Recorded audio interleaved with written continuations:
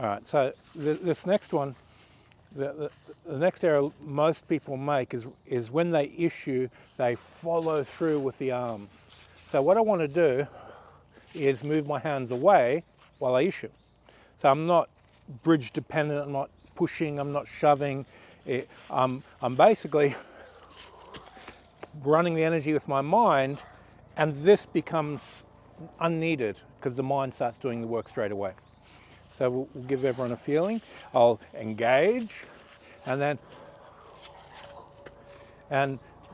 you're going that way because as soon as I pull the balance out, that's the way you want to go. I'm not choosing the direction in this situation. So here's engaging the structure and just letting the energy go. Engage, and just getting the mind to do the work.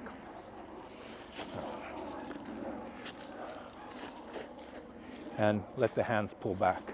So hands engaging, hands pulling back.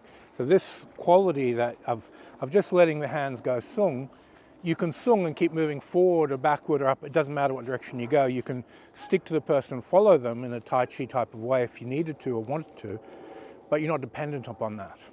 You want to be able to just emit the energy, and the hands are completely free.